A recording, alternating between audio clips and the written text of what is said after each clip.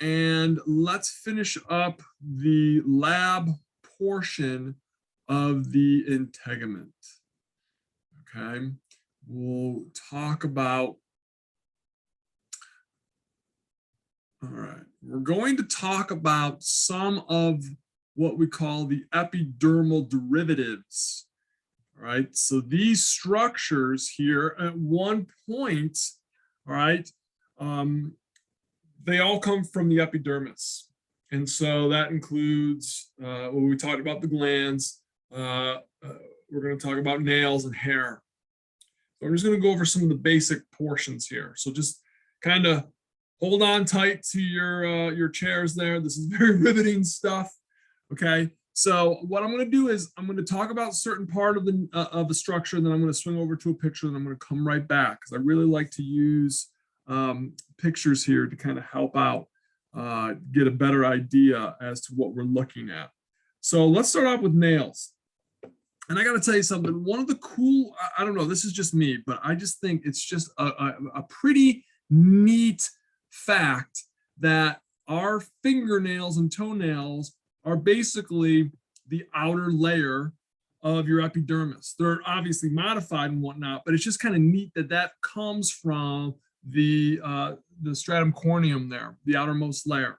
And so, as you know, and you can even look at your own fingernails and toenails, when you look at them, they're obviously at the ends of the fingers, the most distal portions there, right? And so think of all the things that you use nails for, aside from scratching somebody's back or, you know, like the top of your dog, right? But if you think about it, nails are wonderful because they will protect the distal portions of your fingers, right? And I'm sure that some of us have dropped something on one of our toenails or dropped something on, you know, like hit your finger with something, and you were probably grateful that you had the nail there to help protect that.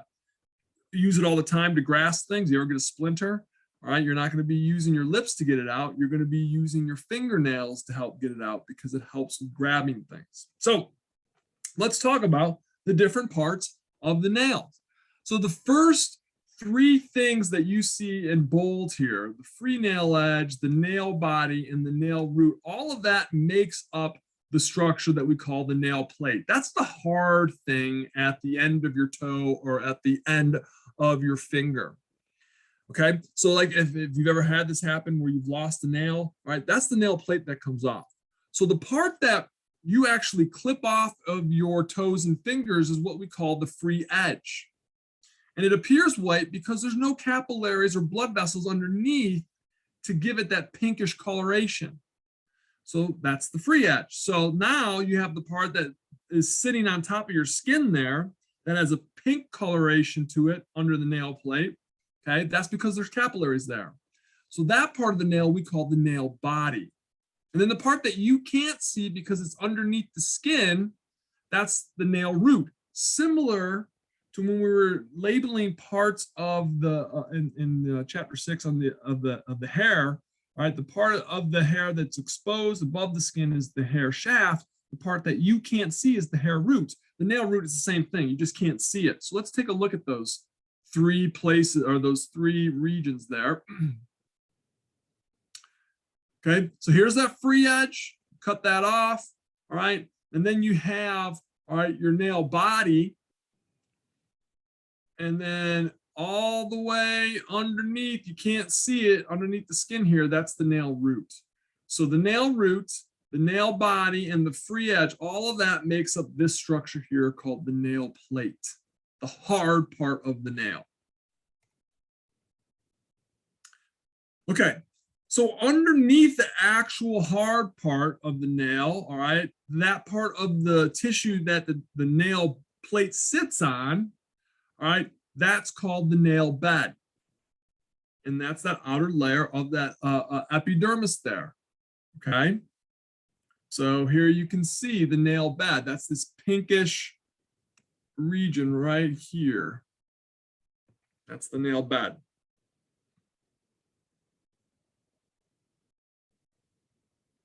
Okay. So a couple other structures here that I want to talk about. The nail matrix. Now remember, we talked about this before when we were talking about the hair. You had the hair matrix there, right, in which that was the actively growing portion of the actual hair that kept pushing, all right, the cells superficially towards the surface of the skin. Same thing here. Nail matrix, that's the actively growing part of the nail. And it's going to be proximal, and it's going to push the nail distally out away from your palm. If you notice, and you could look at your fingernail right now, you can see the structure called the lanula. And it's actually a whitish area. And this is me. I think of lunar, all right, the moon at night, all right, and how the moon appears white. And sometimes it'll appear like a crescent moon, right? And so the lanula kind of reminds me of that. That's how I remembered it, okay? But again, that's that whitish area. It's at the proximal portion of the nail bed that you can see exposed. So here we can see it in all its glory right here. That's the lanula right there, that whitish region there. You can see it a little bit better here. And here's that nail matrix right here. That's going to be that actively growing portion. It's going to push the nail distally here.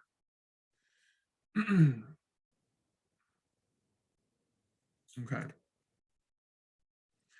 then the last couple of structures here, the nail folds, that is going to be the lateral portion or boundaries of the nails, what you'll see on either side of the nail. And then you have the structure, we call it the cuticle, okay? But it's known as the epiconium. And this is basically where, right, that tissue that comes off the epidermis onto the nail body there. Real small. And for those of you that have ever gotten a manicure, you know, you'll hear the technicians there talking or analyzing people's cuticles. And so here we can see, zoom in one more time here, right? There's the cuticle, that little like ridge, thin piece of tissue right here. That's the cuticle. And then here's the nail fold. It's going to be on the side here of the nail bed, or excuse me, the nail plate on either side there. And then the last part, which you'll see here at the very tip where the free edge kind of hangs over, that's called the hypoconium. The hypoconium is, all right, that part where the free nail edge hangs over, and you'll notice that it's actually a little bit of a thickened region of the stratum corneum. Okay, we're not quite the impression, but if you cut your nail too short, you can definitely see the hypoconium better. But I try not to cut my nails past the hypoconium because then it doesn't feel too good. Okay, let's move on to another epidermis derivative, and that's the hair. All right, we're all pretty familiar with hair. All right, for most of us, we have it in places all over our body. All right, keep in mind that this type of tissue or structure is made up of keratinized tissue, which means the cells are dead. All right, so that actual hair structure, all right, the pilus or the filament there is keratinized cells. Those are dead cells. And so we have three types of hair. I got a question. I know this is kind of nasty, but I had my nail ripped off by a barbell. How does it actively grow back? That's a great question, Rachel. That nail matrix, it has to start from scratch. So that nail matrix is constantly, those cells are constantly divided and being modified and whatnot, and that's what will happen. So once that nail gets ripped out, the nail matrix is starting from scratch, and it'll just start from there and push out. That's why you probably noticed that it took a little bit of time for that nail to kind of reemerge out of that area there. You see it quite often in folks that are like in the military, for example. They're always having nails removed because of their training and whatnot. And then the unfortunate part is it takes a little bit of time for things to grow back. So there's three types of hair. Okay, we got lanugo, vellus, and terminal hair. Now, lanugo there, this is the one that you see in babies, okay? So it's very soft hair, fine, hard to see any color to it, okay? And so you'll see it in newborn infants or in third trimester infants. All right, but one of the things that's folks, and I don't know the answer to this as to why this happens, but folks that are have significant anorexia, okay, for whatever reason, their body, a lot of the hair will resort to this lanugo. They'll get this lanugo type of hair growth, and I'm not quite sure as to why that happens, but that's the only time you'll see it in an adult. Okay.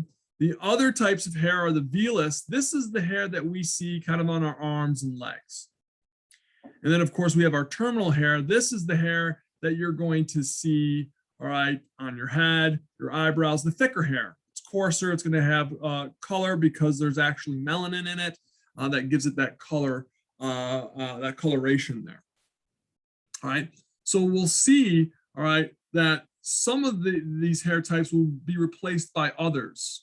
Okay, so like the lanugo eventually goes away, and then the vellus hair will come in to replace that if it's on the arms or the legs. Terminal hair will come and replace the lanugo on the scalp and the eyelashes and the eyebrows. And for us men, you know, for our beards, but also for puberty for folks, that vellus hair will go away once folks enter into puberty. It'll be replaced by that terminal hair in the armpits, axillary regions, in the pubic regions there. All right, so let's break down the actual anatomy of our hair. Okay, so you'll have the hair structure itself, all right, and then remember what I said. Then you have the follicle. That's like the outer covering. Like so, for a letter, all right, you have an envelope. That'll be the follicle, and the hair will be the actual letter. Or if you want to use another example, like your leg and a pair of pants. Okay, the pants are the follicles, and your leg is the hair. Okay, so there's 3 zones there that we'll see, all right, in our hair along the entire length here. And we saw this briefly last class. We have the hair bulb. Okay, so that's going to be down at the base of the actual hair itself. We're going to find that in the deep dermal layer there. And then that's where we'll see, okay, that the hair follicle is also going to be found in that area there. Now, the hair bulb is surrounded by the structure called the hair papillae. And we'll talk about that in a moment. Right, but that is going to be made up of our connective tissue. We'll also find in the hair bulb the hair matrix, and that's where we're going to see the actively dividing and living epithelial cells, because eventually they're going to produce keratin and kill themselves. All right, so from the hair bulb arises the hair root, and that pretty much goes all the way to the surface of your skin, and then past the surface of the skin onwards is going to be the hair shaft. So keep that in mind. Above the surface of the skin, shaft. Below the surface of the skin, root. At the end of the root, all right, where it becomes swollen and it kind of bulges out a little bit, that's the hair bulb. All right, so you heard me talk about the hair matrix. Again, that's where we start to get that cell division here. All right, that those new cells start to replace the old ones, pushing the old cells up towards the surface of the skin. Yeah, another question about nails. Do you know what it's called when a nail grows on top of another nail? No, but I do know the phenomena there. That is something I don't know, but yeah. But if you think about it, all right, your nails are like the stratum corneum, and much like the stratum corneum is layered, right, your nails are layered also. But I don't know the name of that. But you know who does? Google. Google might know that. So that's your homework. Okay, so that's the hair matrix. So just think of it as the place where the cells are actively dividing. They're alive once they divide, and then they'll start to eventually produce the keratin on their onward journey up towards the surface of the epithelium there. So when we're talking about the hair itself, right, we have different layers to the hair, okay? So in the centermost layer, we have the medulla. Okay, and that part there used to be the matrix, but this is where we start to have that keratin there. So that keratin starts to make the cells tougher, all right? But the nice thing is it still maintains its flexibility. So I'm going to show you this picture here. I got to zoom in. All right, so if you notice here in our picture, the medulla is this dark brown line at the center of the hair. Okay, so that's where the matrix was, the hair matrix. And I keep thinking, every time I say matrix, I keep thinking of the new Matrix movie that's coming out in December. I saw a preview for it. Doesn't look too bad. All right, so what surrounds the medulla is the cortex. And you're going to see those terms used quite a bit throughout this course. Okay, medullas usually be at the center of something. For example, like your kidneys, you have a medulla portion, which is the center of the kidney, and then the outer portion is called the cortex. Same with your adrenal glands. Well, we're seeing this here with the hair. Okay, so surrounding the medulla is going to be the cortex. All right, so that's going to be closer to the outer surface. Now we start to get some rigidity to the hair, so it's not flopping all over the place. All right, so again, let me show you.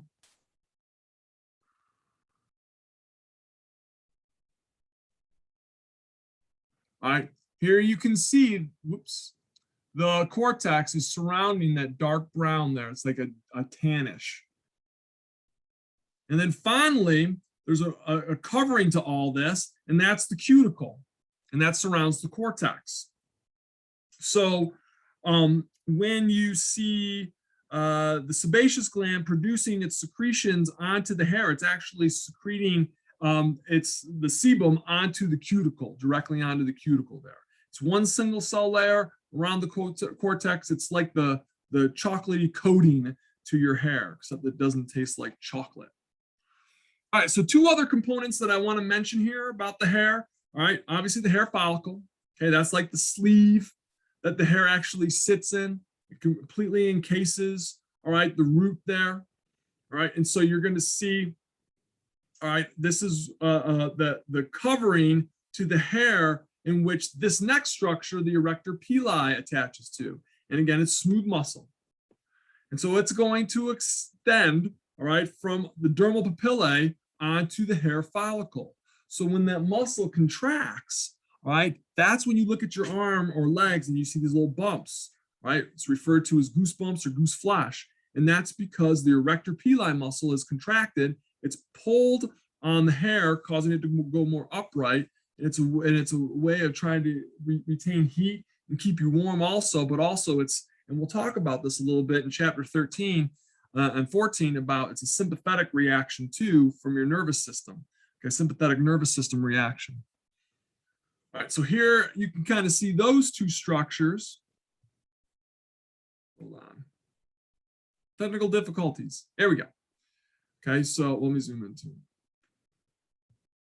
And so here's that erector pili muscle, and it attaches right here onto the papillae, and then it attaches here onto the follicle. So when it contracts, it'll pull the hair more upright, but it'll cause a little bump there, all right, on the surface of your skin. Then you can see the follicle here. It's surrounding, all right, the whole hair itself. Okay. So that's the hair. And let's just wrap up here and talk about some of the functions real fast, and then we'll almost be done. So some of the functions of hair, and trust me when I say this, when I talk about, all right, protection, I am grateful, all right, to have hair on certain parts of my body, like the top of my head. If I'm going out and having to mow the lawn or whatever, it helps me, it protects me from getting sunburnt and whatnot. Same thing. And same thing when it comes to if I have a facial beard and I shave it off, I'll notice that the hair, the skin on my cheeks will be darker than this hair, than the area where my beard used to be, because again, it offers protection against from the ultraviolet radiation. Facial expression, obviously, believe it or not, I utilize that quite a bit when I was teaching on campus and the students had to wear masks. I couldn't really see a lot of their facial expressions, and I really relied on the eyebrows to help with that. And so hair will allow for that. Like people like The Rock, when he raises his eye, does the people's eye. I think it's called the people's eyebrow, you know, when he's questioning something or something's going on. So again, helps with facial expression, heat retention, helps to hold in heat on the top of your head if you have hair on the top of your head, but also the hair on your arms and legs will help to retain heat. Sensory reception. How many times have you got outside, you might be talking to somebody and the wind kicks up a little bit and it moves the hair on your head or the hair on your face or the hair on your arms, and you'll feel that breeze there, right? So the hair will be stimulated, that movement there, and the sensory receptors in your skin will pick up on that. Visual identification, easy one. It's usually an easy way for us to determine somebody's age. Okay, if you see a lot of gray or white in someone's hair, be it their beard or the hair on the scalp of their head, it usually gives you a pretty good idea of if they're a younger person or if they're an older person. And also it's a way for us to help disperse our chemical scents, what we call pheromones. And so the hair helps with that dispersal, all right? Especially when you get into puberty and you start to actually increase your pheromone production. Quick review on the glands here. Okay, when we're talking about our sweat glands, we're going to have two types of sweat glands, the merocrine and the apocrine, which we talked about in lecture just a brief moment ago. And then we have our sebaceous glands. Okay, so just to kind of go on a little bit more into the anatomy of the apocrine gland and the merocrine gland and the rest of them. All right, our apocrine glands are actually tubular glands, but they're wrapped up like this, and then the duct goes up. Okay, but if you're to uncurl it, it would be one long tube. Okay, so we refer to them as coiled tubular glands. Now remember what I said before: apocrine gland, think armpits. Okay. And so those glands become active in puberty. So right around the time where you start to grow hair in your armpit, you'll also see these type of glands, all right, in the groin area, all right, also around the anus and the nipples.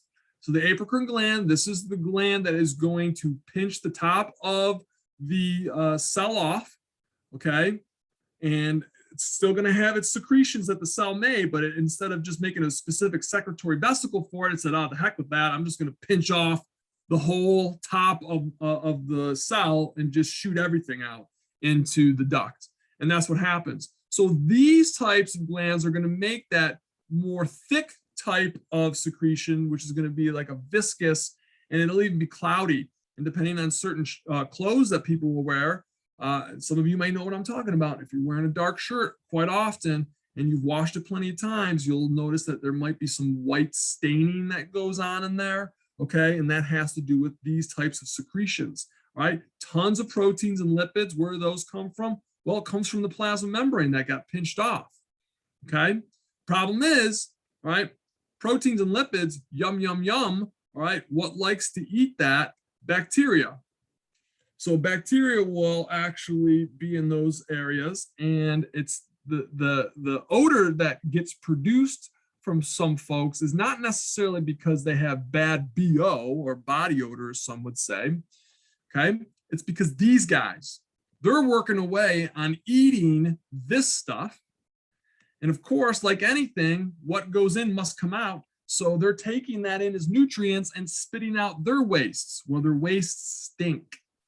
Okay, so we'll start to see these glands become active during puberty.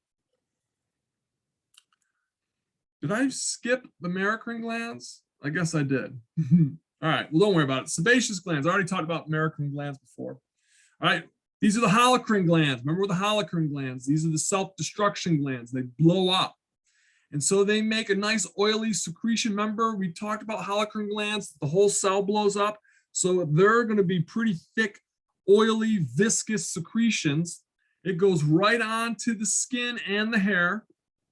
All right. And that thick, oily secretion is nice because it's bactericidal, kills off bacteria. And we'll see it, all right, on the hair. And if you see someone with exceptionally greasy hair, it could be one of two things. Okay, it could be that they're not showering or cleaning as often, or they have very active sebaceous glands. Again, these glands, all right, will become active during puberty. All right, and so therefore they're influenced by hormone production, which occurs when? During puberty it starts. All right, and in case you're wondering, androgens, those are male sex hormones. All right, some of the other glands here for the integumentary glands, the ceruminous gland, all right? This is the gland that gives you earwax or cerumen. All right, these are apocrine glands, and they line the external ear canal there, and their job is to trap stuff in your ear canal. Right? And it also gives some lubrication there to your tympanic membrane, which is your eardrum. And also the acoustic meatus is that tunnel-like structure there. All right, so I had a roommate when I was living down in the Caribbean, and he was terribly frightened of something crawling into his ear because it was known to happen from time to time. So this person refused to clean their ears the whole time we were down there. He was an interesting person. And I don't know if he ever got anything stuck in his ear. All right, mammary glands. Again, another type of apocrine gland. All right, so we already know what its purpose is. It is going to produce milk. That milk will be have a high content of proteins and lipids. All right, and of course, it will be stimulated. All right, the production of these glands will be stimulated through the hormones of prolactin and oxytocin there. All right, here you can see some of the exocrine glands of the integument right in here. Right here is our hair follicle. So you'll see the sebaceous gland hanging off. It's a lobulated gland. And then you can see this fellow over here. This is the merocrine gland. It's a coiled tubular gland also. And the duct goes all the way up to the epithelial surface. But you'll notice where the sweat pore is, there's no hair. Okay, there's no hair.